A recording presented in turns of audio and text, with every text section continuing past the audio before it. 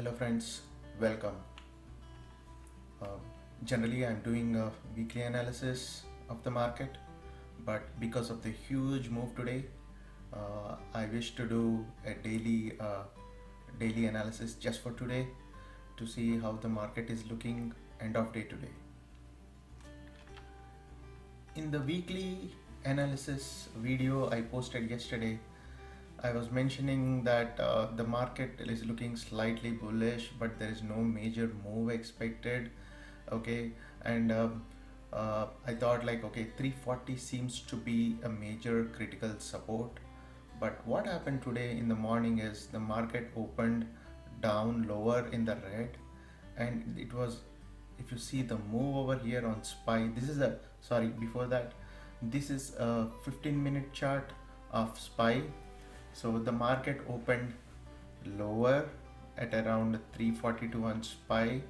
Once it broke the 340 level, okay, it didn't stop. We found no support. It broke easily and it went back. Okay, in the middle of the day, it started pulling back again. This is how the market looked. So let's take a stock of how the situation is right now. For that, let's take a look at the daily chart of SPY. So this is daily chart of SPY. The major things to note here are this lower rising trend line I'm pointing with a yellow marker. See, today during the day it touched that support line and then it got found the support over there and it went back. Also, another thing to note is, see this major top before COVID. This is exactly to be exact, let me tell you how much is this. So this is exactly 339. So, and also another thing to note here is, you see this green line over here? This is the 50-day exponential moving average, which is right now at 336.78. So it kind of touched all these three things and it closed above that. That is the biggest takeaway today. Yes, it was a big down move, but when it pulled back, it found support at these levels and it closed above all these three indicators. That is the major takeaway today. So hopefully we should not have a repeat of such a down move in the next couple of days, because if this thing repeats again, I mean, a lot of people will start converting into bears and a lot of supports will start getting broken. Even I might revisit my position or my view, but so far I'm cautiously positive, okay, that the bullish view will still hold true from tomorrow onwards. Let's take a look at QQQ to see how it is looking over there. You can see the same thing with QQQ also. You see QQQ finding support near the rising trend line here. It closed above the green line here over this one, which is the 50-day exponential moving average. Okay, so these things, the 50-day moving average, the lower support near the rising trend line, okay, these things should hold in the next couple of days. If they break, okay, don't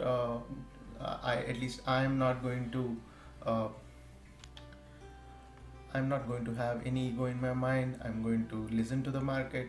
I'm going to change my view accordingly and uh, trigger my stop losses. I'll take all the actions necessary.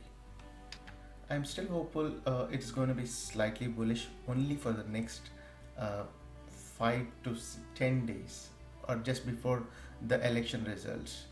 The reason is I don't see any major bearish indicators like beeping red right now. All the major charts are looking like close to a triangle patterns where things will coil nicely and they will kind of be range bound. I see those kind of patterns. Okay, I'll show you a couple of charts. As we know, the major indexes, major contributors towards SPY and QQQ are Apple, Microsoft, Amazon, Google, and Facebook. I mean, these five stocks contribute towards 10% to 15% of S&P 500 and almost like 20 to 25% of Nasdaq. So, uh, just taking a look at these components will give us a better idea. So let's open Apple chart.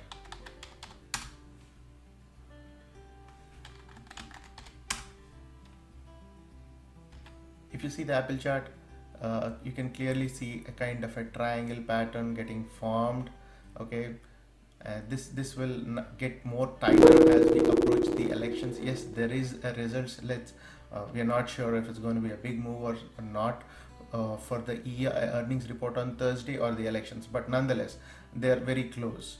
Okay, for both the Thursday earnings report or November 3rd election results.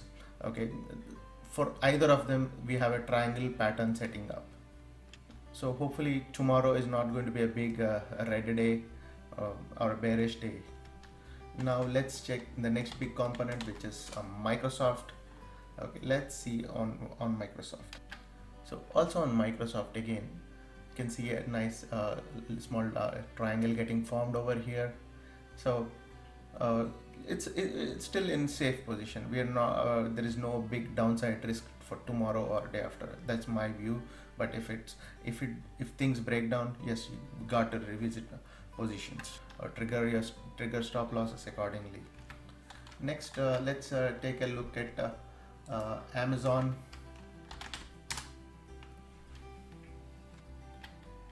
With Amazon also, you can see triangle kind of a pattern, but not exactly a triangle. It's coming close to like a ascending triangle. uh, Next is a Facebook. On Facebook also a triangle pattern was getting set up, but after Snapchat results earnings announcement, there was a big move because of Snapchat results. The triangle pattern got broken. Next is Tesla. Tesla, which generally which is a big mover. Okay, even on that we kind of see a nice triangle pattern over here. Then other big indicate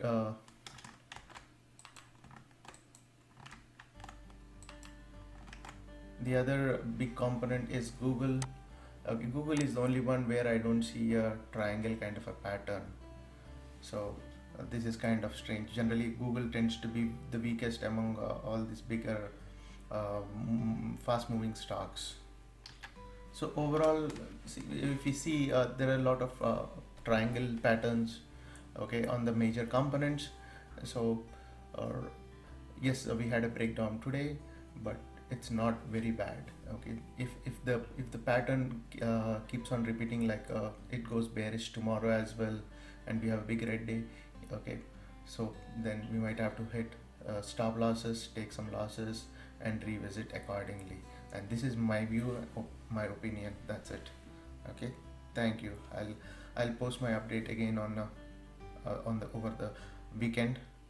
Thank you, friends.